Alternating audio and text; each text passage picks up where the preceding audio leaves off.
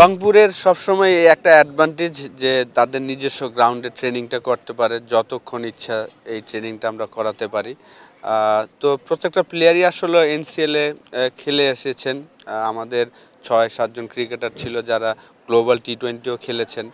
তো এই প্রথম আমি মনে করি যে আমাদের বিপিএলটা শুরু হচ্ছে, আমাদের লোকাল প্লেয়াররা পুরোপুরি রাইট ট্র্যাকে আছেন। কারণ অন্য অন্য সময় দেখা যেত যে আমরা 4 ডে ক্রিকেট খেলে এসে তারপর বিপিএল খেলতাম।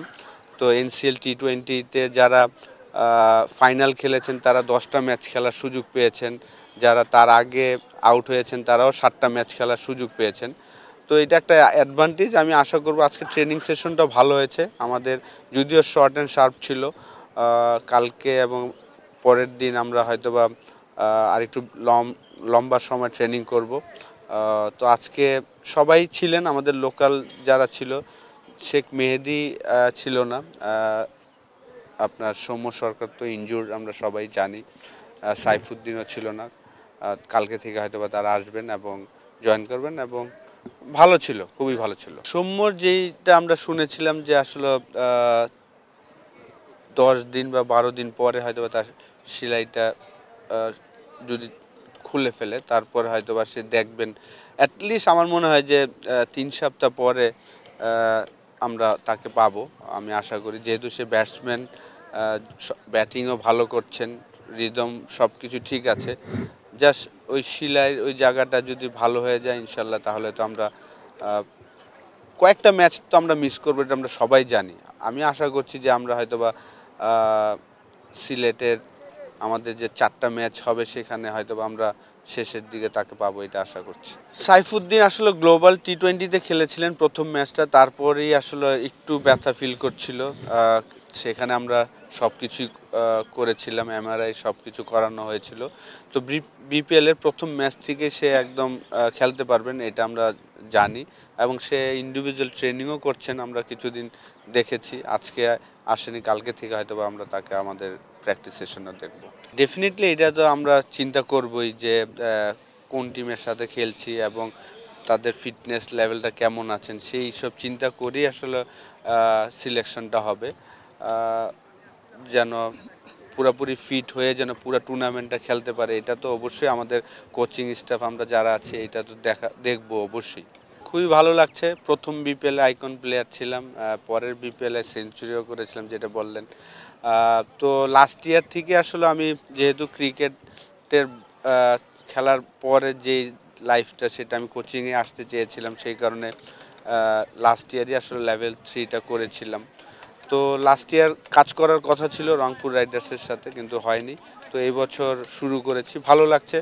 যেহেতু বিপিএলের আগেই একটা আমরা গ্লোবাল টি-20 টুর্নামেন্ট খেলে এসেছি এবং চ্যাম্পিয়ন হয়েছে রংপুর রাইডার্স, তো ভালো লাগছে। এবং মিকি আর তার মতন একজন কোচের সাথে আসলে কাজ করছি, আমার মাত্র শুরু। তো এই ধরনের কোচের আন্ডারে থেকে নিজেকে অনেক কিছু শেখার জিনিস আছে, সেই জিনিসগুলো শিখছি, ভালো লাগছে। এবং সবাই আসলে রংপুর রাইডার্সের হয়ে খেলতে চায় বা কাজ করতে চায়। খুবই অর্গানাইজ একটা ফ্র্যাঞ্চাইজি আমি মনে করি। তো ভালো লাগছে যে এই টিমের সাথে পুরা বিপিএলটা কাটাতে পারবো ইনশাল্লাহ। আমাদের আসলে অকশনের আগেই আমাদের প্ল্যান ছিল যে আমরা যারা ডোমেস্টিক ক্রিকেটে ভালো করছেন এবং ফিউচার যারা বাংলাদেশে সার্ভিস দিবেন, তো এই ধরনের চিন্তা ভাবনা থেকেই আমরা সিলেকশনটা করেছিলাম অকশনে বসে। তো আমরা যাদেরই নিয়েছি সবাই কিন্তু আশা করি যে বাংলাদেশের তারা অ্যাটলিস্ট 10-12 বছর সার্ভিস দিতে পারবেন ফিউচারে। নাহিদ রানার মতন ফাস্ট বোলারকে আমরা পেয়েছি, এখন ওয়ার্ল্ডের ফাস্টেস্ট বোলারদের মধ্যে একজন। তামিম ছেলেটা খুবই ভালো, আন্ডার-19 টিমের ক্যাপ্টেন। সৌম্য সরকার যেহেতু ইনজুর্ড, কিছু ম্যাচ আমরা তাকে পাবো না, তার ব্যাকআপ হিসেবে রেখেছি।